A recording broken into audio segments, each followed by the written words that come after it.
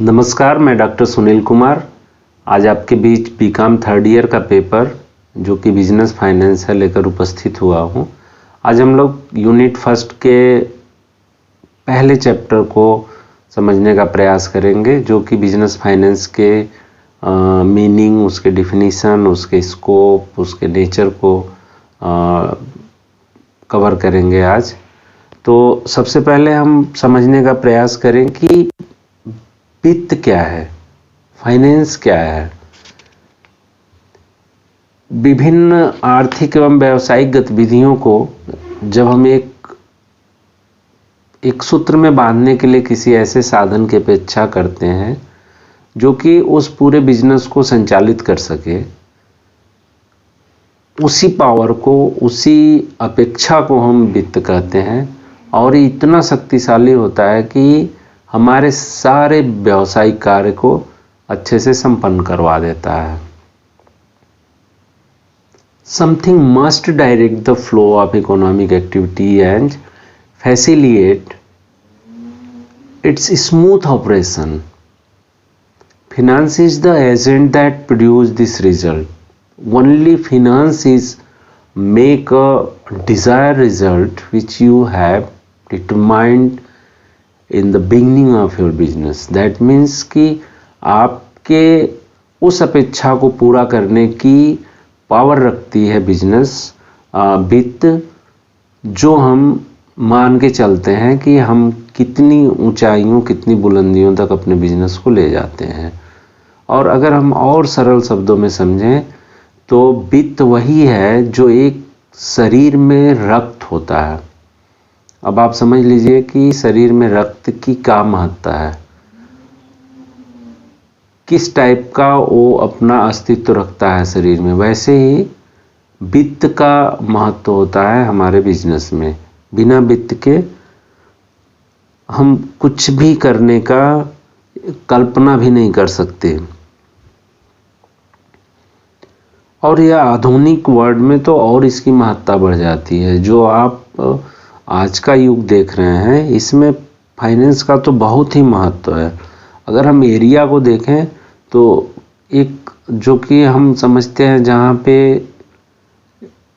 Illiterate person काम करते हैं, जैसे कृषि हुआ, हम कहते हैं ना कि वो अनपढ़ आदमी खेती करता है जो कुछ नहीं कर पाता, वो एक हमारी ऐसी धारणा है। लेकिन ऐसा नहीं है, वहाँ भी पैसे की ज़रूरत होती है। मूल जो हमारी स्टार्टिंग है किसी भी बिजनेस का, कृषि हो, इंडस्ट्री हो, कोई आपका कोई एक आप छोटा सा दुकान ही क्यों न डालना चाहें, हर जगह इसका जो है महत्वपूर्ण स्थान है वित्त का। आर्थिक अगर आप ग्रोथ, कहीं इकोनॉमिक ग्रोथ देख रहे हैं तो वो सारा इसी वित्त की सप्लाई पे ही, फाइनेंस के सप्लाई पे ही वो निर्भर करता है, डिपेंड होता है।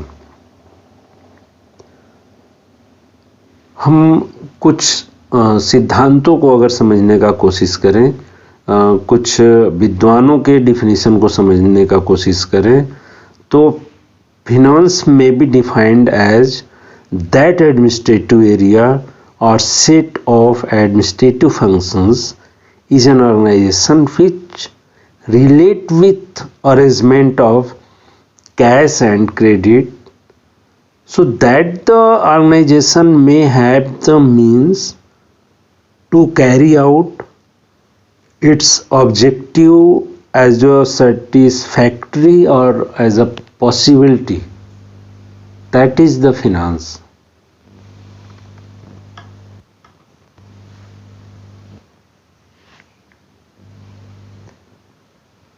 अब अगर हम व्यावसायिक वित्त के अर्थ को समझें, अभी तो हमने सिर्फ वित्त को समझने का प्रयास किया था, अब हम पूरे व्यावसायिक वित्त को समझने का कोशिश करें तो व्यावसायिक वित्त एक बहुत ही ब्रॉड शब्द है, एक जो है ना बहुत ही व्यापक शब्द है। और इसमें वे सभी फंक्शंस को हम इंक्लूड करते हैं जिनका संबंध हमारे व्यवसाय की आवश्यकताओं की पूर्ति के लिए होता है। वो किस रूप में होता है? वो धन के रूप में होता है और उसका समुचित उपयोग जितना हम कर पाते हैं उससे संबंधित होता है। व्यावसायिक वित्त को अगर हम ये कहें कि उतनी आवश्यकता या उतने धन की एकत्रीकरण जिससे कि हमारा एक समुचित उपयोग करते हुए व्यवसाय बैलेंस रूप से चल सके, उसे हम व्यावसायिक वित्त कहते हैं। Business finance is a broad term and includes all those functions which are related to the collection and proper use of money to meet the needs of the business.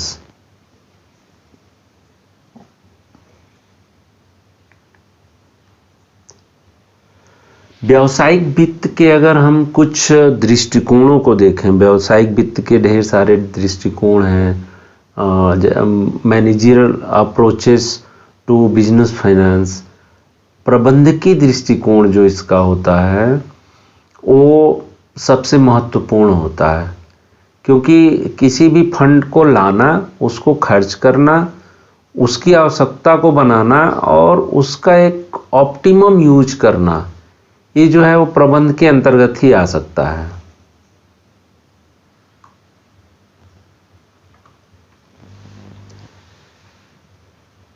अब अगर हम व्यावसायिक वित्त के कुछ दृष्टिकोण को इस हिसाब से देखें कि जैसे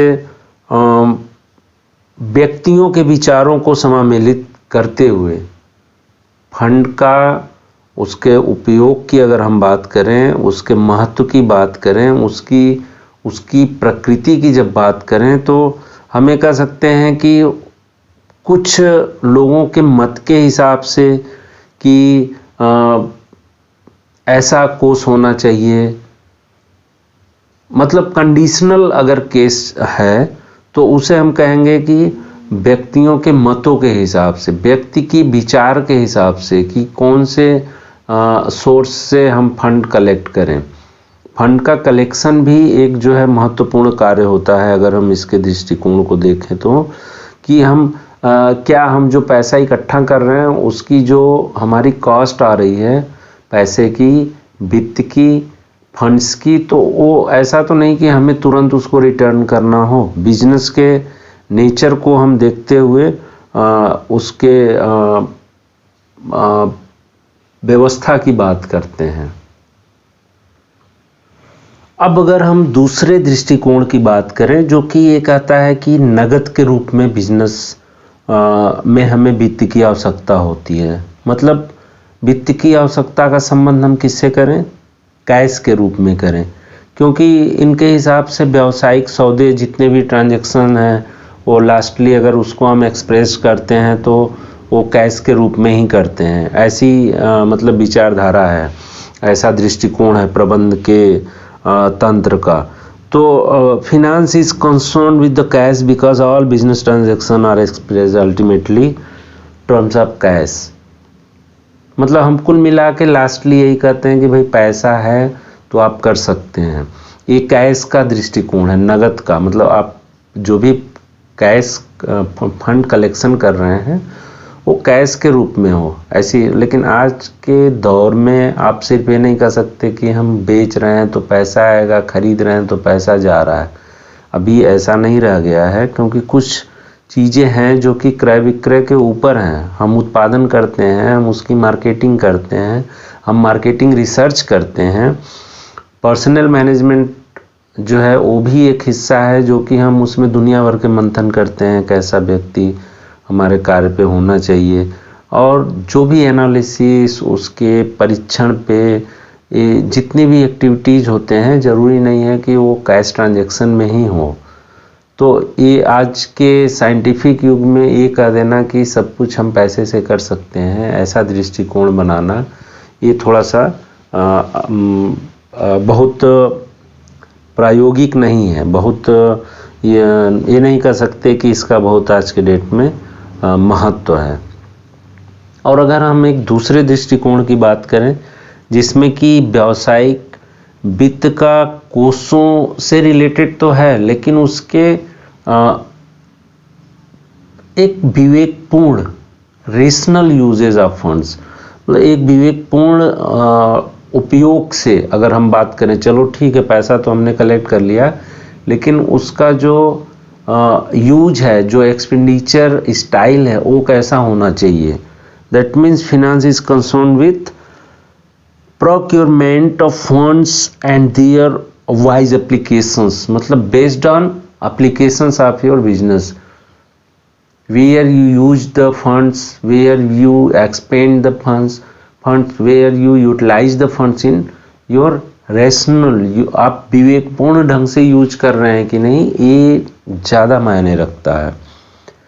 और अगर हम ये कहें कि व्यावसायिक वित्त का संबंध कोष के जो फंड्स हैं उसके इन्वेस्टमेंट से हम बात तो कर रहे हैं, लेकिन जो हमारा फ्यूचर, जो हमारी प्रॉफिट है, जो हमारा लाभ है फ्यूचर, जो भविष्य में हमको लाभ मिलना है, हम उसका भी साथ साथ विश्लेषण करते रहें कि भाई लाभ मिलना है उस पैसे से जो हम इन्वेस्ट कर रहे हैं या नहीं मिलना है।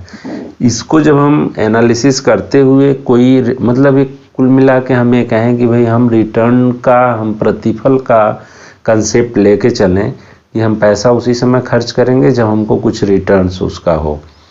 तो इस तरह के बैलेंस्ड जो हमारे दृष्टिकोण हैं, वो हमारा जो तीसरा हमने बताया आपको कि विवेकपूर्ण उपयोग उसका अगर हम करते हैं, रेशनल यूजेस जब हम करते हैं उसका, तो उसे हम एक व्यापक रूप में एक संतुलित जो है प्रबंध मानते हैं बिजनेस के कलेक्शन का और उसके यूज का।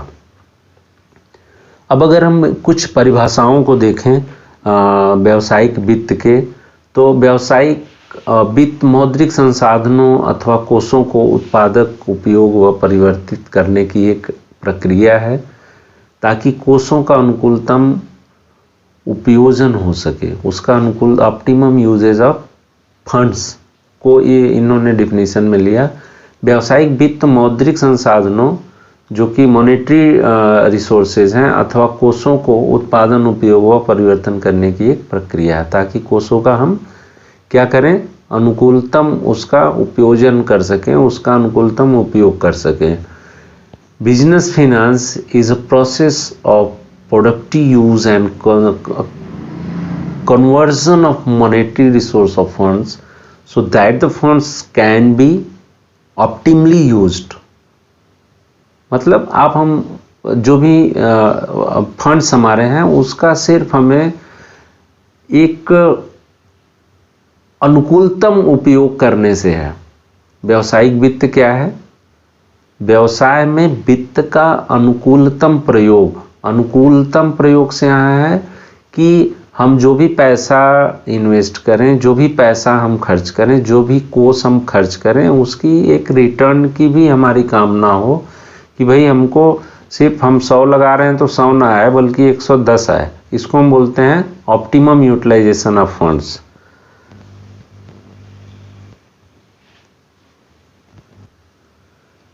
परिभाषाओं की बात करें तो कुछ हम, अगर हम इकोनॉमिस्ट, कुछ हमारे मैनेजमेंट के एक्सपर्ट की अगर हम डिफिनीशन को लें, जैसे कि हेस्टिंग्स की अगर हम परिभाषा को देखें तो वित्त धन प्राप्त करने तथा व्यय करने की कला एवं विज्ञान का नाम है। इन्होंने फिनांस को क्या कहा कि collection of funds and usages of funds is an art and science. उन्होंने साइंस और कला कहा, विज्ञान और कला कहा उसको। मतलब फिनांस में be define as administrative area और set of administrative functions. Finance is an art and science of raising and spending money. Only raising and spending money. Nothing including definition of finance according to Hengist।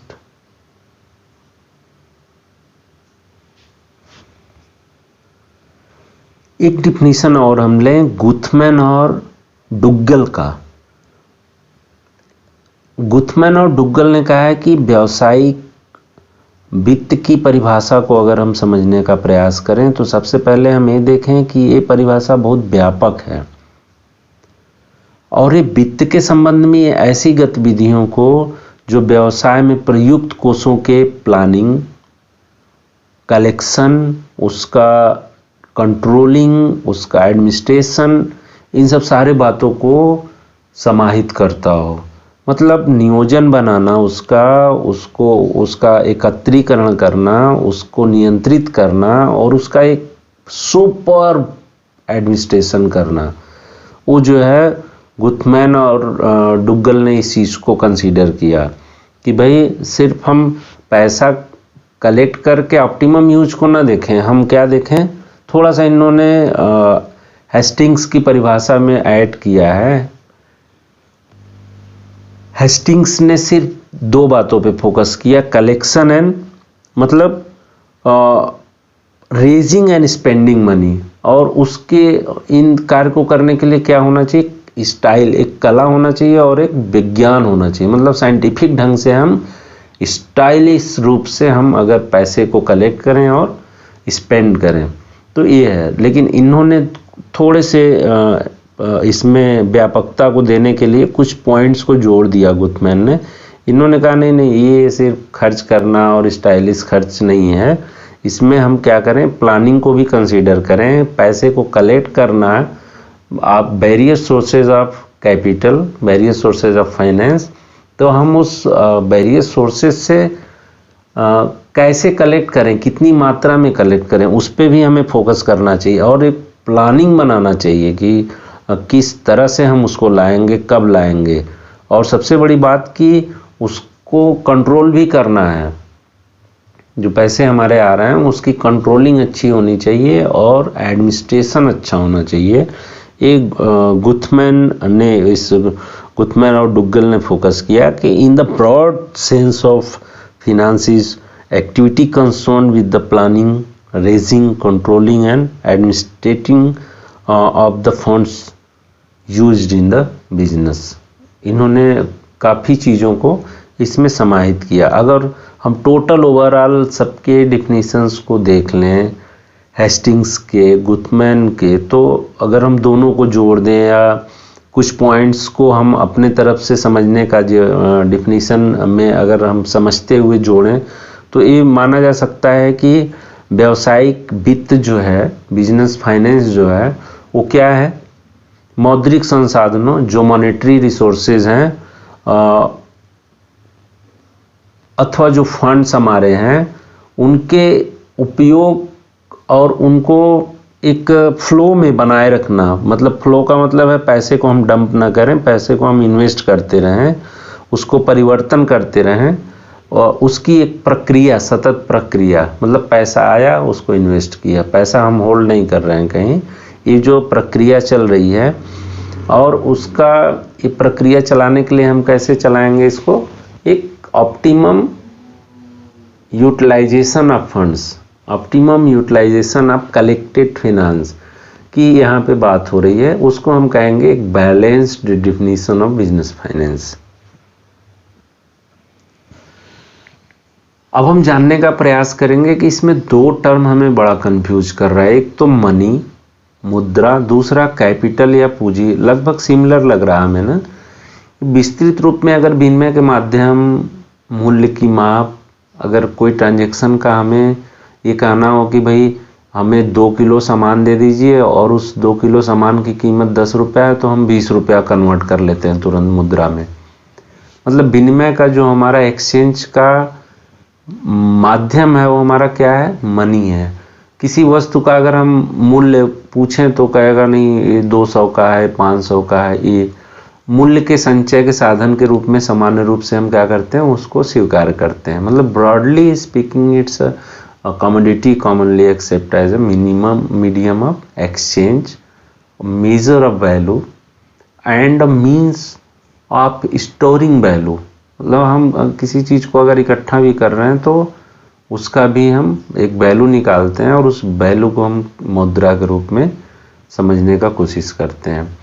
दूसरी बात आती है capital की। तो capital पूंजी का संबंध उन सभी पदार्थों से है जो मुद्रा के उत्पादन में काम आते हैं, सहायक होते हैं। जो मनी हमारा है ना, मनी के उत्पादन, मनी का उत्पादन कैसे होता है? हम 100 रुपया खर्च किए, 110 आया, तो ये जो 100 को 110 हम बना रहे हैं, ये होता है धन उत्पाद या क्रिएशन ऑफ मनी में एक कैपिटल सहायक होता है। जबकि जो हमारी साख ऋण या उधार की जो धनराशि होती है ब्याज सहित, उसे हमको वापस करना होता है। मतलब कुल फंक्शन अगर हम देखें यहाँ पे, तो फंक्शन हमें ये समझ में आता है कि capital is related to all those things which are helpful in the production of money और creation of money, while credit is the loan, or on other hand the amount which is returned with interest। अगर हम पैसा वापस भी कर रहे हो किसी को एज आपका जो इंटरेस्ट है, इंटरेस्ट के रूप में हम पैसा वापस कर रहे हैं, तो this is also a process of collecting और क्रिएटिंग मनी। मतलब मनी के क्रिएशन के काम में हम कैपिटल का यूज करते हैं। अब हम नेक्स्ट टॉपिक समझने का प्रयास करेंगे कि इसके प्रकार कितने होते हैं, टाइप्स ऑफ बिजनेस फाइनेंस। इसके मूलतः 3 प्रकार होते हैं, 3 तरह के होते हैं, जिसमें अल्पकालीन वित्त शॉर्ट टर्म फाइनेंस, मध्यकालीन वित्त medium term finance and third one is दीर्घकालीन वित्त लॉन्ग टर्म फाइनेंस। अगर हम अल्पकालीन वित्त को समझें, सिर्फ एक छोटे छोटे उदाहरणों से अगर हम देखें तो हमको समझ में आ जाएगा कि अल्पकालीन वित्त क्या होता है। सामान्यतः हमको कच्चे माल की ज़रूरत, रॉ मटेरियल्स की ज़रूरत होती है, कुछ निर्मित वस्तुओं की भी ज़रूरत होती है जो प्रोड्यूस फिनिश्ड गुड्स के रूप में जो होते हैं, कुछ वर्क इन प्रोग्रेस में होते हैं, उसकी भी हमें ज़रूरत होती है। मतलब बना हुआ सामान, निर्मित सामान, अनिर्मित सामान, कुछ कच्चा माल, और उन सब के स्टॉक की जो ज़रूरत पड़ती है पैसे के रूप में, कच्चे माल के स्टॉक की, चल संपत्ति का क्रय, जो हमारी चल संपत्ति है उसका अगर हम क्रय करते हैं, उत्पादन में अगर हमारा कोई व्यय होता है, कर्मचारियों का अगर हम वेतन देते हैं, ट्रांसपोर्टेशन एक्सपेंसेस जो हम यातायात परिवहन पे जो हम खर्च करते हैं, मजदूरी वेजेज के रूप में, मतलब सैलरी को भी हम ले रहे हैं और वेजेज को भी हम ले रहे हैं अल्पकालीन जो है वो वित्त में। मजदूरी के साथ साथ हम जो दैनिक खर्च करते हैं वो सब सारे हमारे किस में आ जाते हैं? अल्पकालीन में, शॉर्ट टर्म फाइनेंस में। अब मध्यकालीन क्या होता है? मध्यकालीन वित्त जो होता है ना, वो 1 साल से 5 साल, मतलब 1 ईयर टू 5 ईयर के बीच का अगर कोई हम खर्च हमारे होते हैं तो उसे हम मध्यकालीन के अंतर्गत रखते हैं। इसमें बिजनेस को बढ़ाना, अगर हम अपना स्पेना बिजनेस कर रहे हैं उसको बढ़ाने का कोशिश कर रहे हैं, या उस बिजनेस में हम थोड़ा सा उसका प्रतिस्थापन, उस बिजनेस को यहाँ से वहाँ कुछ ब्रांचेज हम खोल रहे हों, तो इस तरह के खर्चे, जैसे कि अगर और अच्छे से समझना हो तो जैसे कोई मशीनरी है, मशीनरी को हमें उसके मेंटेनेंस के लिए उसका मरम्मत करवाना है, उसको मेंटेनेंस करवाना है, रिपेयर करवाना है, तो ये खर्चे आ सकते हैं। जो हमारे मोटर व्हीकल्स होते हैं जो ट्रांसपोर्ट में हम लोग यूज करते हैं, वो खर्चे आ सकते हैं। Computerization of offices, computerized production work, अगर हम पूरा फुल्ली कंप्यूटराइज करना चाह रहे हैं अपने प्रोडक्शन प्रोसेस को, तो ये हमारे मध्यकालीन में आ जाएगा। मतलब कंप्यूटर की जो व्यवस्था हम करने जा रहे हैं वो इसमें आ सकती है। कुछ हम उपकरण, कुछ इक्विपमेंट्स अगर हम परचेज करते हैं तो वो भी आ सकती है। बस टर्म्स क्या है कि हमारा 1 to 5 ईयर्स का ही ये खर्च हो, हम लॉन्ग टर्म मतलब उससे अधिक की अवधि का प्लान ना बनाएं। और तीसरा जब हम देखें दीर्घकालीन वित्त, तो दीर्घकालीन वित्त 5 वर्ष से अधिक का होता है। मतलब 5 वर्ष से कम की ये प्लानिंग नहीं होती है। 5 वर्ष से प्राय 10 वर्ष तक का भी हो सकता है, 20 वर्ष तक का भी हो सकता है। ये काफ़ी लंबा, मतलब हम कहेंगे कि 5 साल से ज़्यादा और 20 साल तक का अगर कोई प्लान बन रहा है तो उसे हम दीर्घकालीन वित्त के अंतर्गत रखते हैं। दीर्घकालीन वित्त को हम एक तरह से ये भी कह सकते हैं कि ये फिक्स जो है वो व्यवस्था के तहत आता है, फिक्स फाइनेंस और कैपिटल के अंतर्गत आता है। और सामान्यतया अगर हम इसके उपयोग की बात करें कि जैसे अभी आपने मध्यकालीन में देखा, मीडियम टर्म में देखा कि आप सिर्फ कंप्यूटराइजेशन जैसे छोटे छोटे उपकरणों को खरीदते हैं या बड़ी मशीनों के रिपेयर में लगाते हैं, तो उससे थोड़ा सा यहाँ पे अलग है। यहाँ पे क्या अलग है, बड़ी बड़ी चीज़ों की अगर हम बात करें खर्चों की, तो जैसे अस्थाई संपत्ति हम कोई बनाना चाहें, कहीं लैंड परचेज कर रहे हों, कोई भूमि खरीद रहे हैं, कहीं हम किसी बिल्डिंग का जो है वो निर्माण करवा रहे हैं, कोई large type of machineries purchase कर रहे हैं, बड़ी मशीन जो 1 करोड़ की, 80 लाख 50 लाख की आ रही हो। फर्नीचर बार बार नहीं रिनोवेशन में जाता है। फर्नीचर अगर आप करवाते हैं, फर्नीचर का काम जो कि 10-20 साल तक चले, तो उसको भी हम फिटिंग को भी हम उसमें रख सकते हैं। या कोई घिसी हुई अप्रचलित अस्थाई संपत्ति की का हमें उसका रिनोवेशन करवाना हो, जैसे कोई मकान ही हो जर्जर हो गया, उसका रिनोवेशन अगर हम करवाएं, टॉयलेट वगैरह पुराने पैटर्न का हो उसको नए पैटर्न पे ले जाएं, या क्रॉस वेंटिलेशन के लिए हम कुछ कर जाएं, बड़े पूरी हॉल को, पूरी इंडस्ट्री को ही हम उसमें डाल दें, एसी टाइप का बनाने का कोशिश करें। तो ये सब जो खर्च होंगे ये हमारे मूल रूप से वित्त के प्रकार होंगे, और ये on the basis of terms, short terms, medium term and long term में इसको हम समझने का कोशिश किए। अब हम देखेंगे वित्त के स्रोत कौन कौन से हैं, सोर्सेज ऑफ बिजनेस फाइनेंस। तो आप देख रहे हैं कि वित्त के कुल 4 सोर्सेज हैं, share, debenture, institutional finance and international finance. Share के बारे में अगर हम जाने तो शेयर हमारे कितने तरह के होते हैं, equity share and preference share. Debenture हमारे आप ऋण पत्र के नेचर को हम लोग आगे के चैप्टर्स में पढ़ेंगे इसको। इंस्टीट्यूशनल फाइनेंस जो हमारी संस्थाएं हैं, जो बैंक्स हैं, जो हमको लोन वगैरह देती हैं, और इंटरनेशनल फाइनेंस भी हैं, IMF जैसी संस्थाएं हैं जो कि इंटरनेशनल मॉनेटरी फंड है, वर्ल्ड बैंक है, इस तरह की व्यवस्था जो हमको इंटरनेशनल इंस्टीट्यूशंस देती हैं, फाइनेंस करती हैं, तो उस पैसे को हम उसमें रखते हैं अंतर्राष्ट्रीय वित्त में। तो कुल 4 सोर्सेज हैं।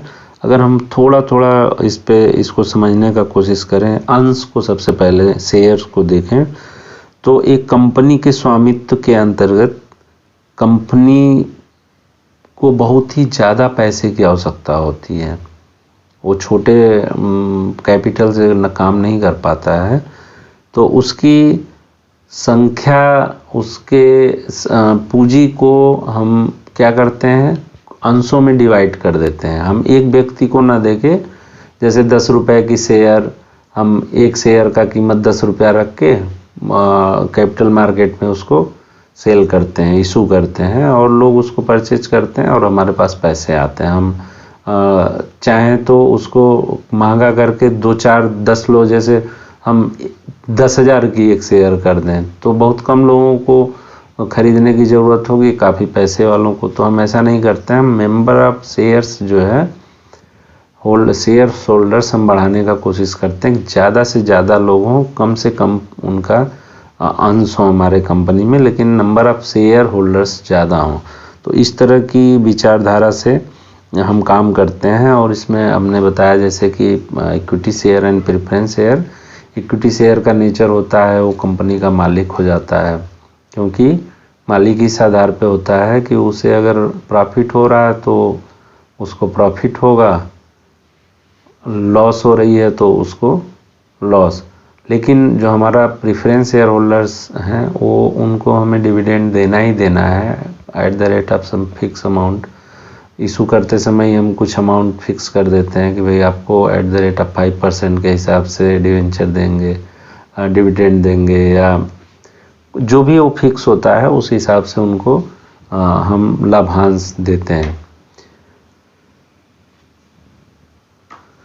अगर हम ऋण पत्र के नेचर को देखें तो ऋण पत्र या डिवेंचर्स और बॉन्ड्स जो होते हैं हमारे, ये कंपनी द्वारा लिए ऋण का एक स्वीकृत पत्र है। मतलब कंपनी आपसे लोन ले रही है और आपको क्या दे रही है, उसके बदले एक स्वीकृत पत्र दे रही है जिसे कंपनी अपनी सामान्य मुहर के अधीन निर्मित करती है। एक कंपनी सील होती है, उसके तहत वो आपको डिवेंचर के रूप में देती है, एक बॉन्ड देती है और उसके बदले आपसे पैसे लेती है। आपको क्या मिलता है, डिवेंचर्स जो इशू होते हैं, जो ऋण पत्रधारी होते हैं, उनको उसके बदले उनको ब्याज मिलता है, कुछ फिक्स अमाउंट उसका भी होता है। जैसे प्रेफरेंस शेयर है, वैसे ही इनका भी फिक्स अमाउंट इनको मिलता है। जो ब्याज दर है, जो इंटरेस्ट रेट है, वो क्या होता है, वो कंडीशनल होता है। उसमें शर्तें लगी होती हैं कि आपको इस रेट से दिया जाएगा या इस रेट से आपको वापस रिटर्न मिलेगा। ये जो कंडीशनल जो हमारे शर्त जो हैं, वो उनको बाध्य करते हैं ब्याज दर को एक अस्थायी रूप से ब्याज दर की सीमा को नियंत्रित करने में। जो हम ऋण पत्र देते हैं उसका प्रमाण पत्र कंपनी की ओर से जो ऋणदाता है, अब हम यहाँ पे ऋणदाता कहेंगे ऋण पत्रधारियों को, उनको कंपनी देती है। और वो जो हमने बताया ना कि कंडीशनल का मतलब यहाँ पे है कि शर्त होता है कि भाई हम आपको इससे ज़्यादा नहीं, इतना ही रिटर्न के रूप में। अब इसमें हो सकता है कि ऋण पत्रों को एकत्र करने का क्या उनका अपना एक होता है ना कि हम दीर्घकाल के लिए, लॉन्ग टर्म के लिए ले रहे हैं, कि ये किस चीज़ के लिए ले रहे हैं, उसका उद्देश्य के आधार पे हम उसको उसका क्लासिफिकेशन करते हैं कि ऋण पत्र का बहुत लंबा लेके बिजनेस करना, ये क्या उस नई संस्था के लिए लाभप्रद होगी कि नहीं। अगर कोई पुरानी संस्था है तो ठीक है, उसका प्रॉफिट का लेवल बहुत ज़्यादा है तो सर्टेन अमाउंट दे देता है। लेकिन अगर नई संस्था है तो वो रूटीन इंटरेस्ट देने में क्या होगा कि कभी मान लीजिए उसको लॉस हो गया तो फिर उसको तो फिर अपना संपत्ति बेचना पड़ जाएगा उसके ब्याज को देने के लिए। तो जो नई कंपनियां हैं या जो बहुत ज़्यादा रिस्क लेके बिजनेस करती हैं, वो बहुत कम इन सब ऋण पत्रों को जारी करती हैं, इशू करती हैं। अगर हम ऋण पत्र के टाइप्स को देखें, जैसे हमने शेयर्स के टाइप्स को देखे थे, तो सिक्योर्ड एंड अनसिक्योर्ड डिवेंचर होते हैं, रक्षित और अरक्षित ऋण पत्र, शोध या अशोध, रिडीमेबल और इरिडीमेबल डिवेंचर्स होते हैं। ये जो इस टाइप के जो होते हैं ना, या शोध, ये जो रक्षित या अरक्षित, इस तरह के जो ऋण पत्र निर्मित किए जाते हैं, संपत्ति को बंधक रखकर किया जाता है। ऐसे ऋण पत्रों को रक्षित ऋण पत्र कहते हैं। मतलब मॉर्गेज करके जब हम कोई संपत्ति अपना किसी को गिरवी रखते हैं और उसके बदले हमको कोई पैसा देता है, तो उसे हम क्या कहेंगे, सिक्योर्ड। मतलब अगला कहेगा ठीक है, तुम्हारी कंपनी घाटे में जाएगी, जाए, तुम्हारा संपत्ति तो मेरे पास है। और अनसिक्योर्ड डिवेंचर में क्या होगा, ठीक इसके उल्टा होता है। इसमें ऋण पत्रों का निर्गमन बिना किसी जमानत या किसी मॉर्गेज के ही उनको दे दिया जाता है।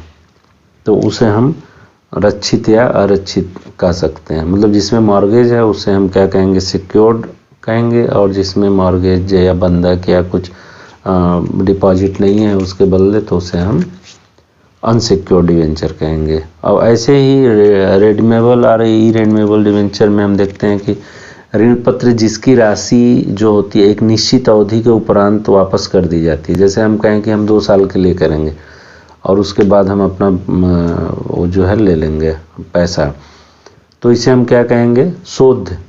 मतलब ऐसा जिसका एक टाइम फ्रेम हो उसे हम रिडीमेबल कहेंगे। और इसके ठीक उल्टा, यदि कोई टाइम बाउंड ना हो, ऋण पत्र की राशि का जीवन काल ऐसा हो कि जब तक आपकी कंपनी चलेगी तब तक के लिए हम पैसा दे रहे हैं, आप हमको रिटर्न उस पर जो ब्याज है वो देते रहिए। तो ये हमारा अशोध्य टाइप का हो जाएगा इरिन्यूएबल। रजिस्टर्ड या वाहक ऋण पत्र कुछ होते हैं, रजिस्टर्ड एंड बियरर डिवेंचर। उन ऋण पत्रों को जिनके स्वामियों का नाम, पता, अन्य विवरण कंपनी के पास रखे गए हैं और ऋण पत्रधारी के रजिस्टर में अंकित हों, तो इसे हम क्या कहेंगे, रजिस्टर्ड कहेंगे। मतलब उसका पूरा लेखा जोखा हमारे पास हो, ब्यौरा हो, तो रजिस्टर्ड कहेंगे। और ठीक इसके उल्टा जिसका कोई हमारे पास रिकॉर्ड ही ना हो,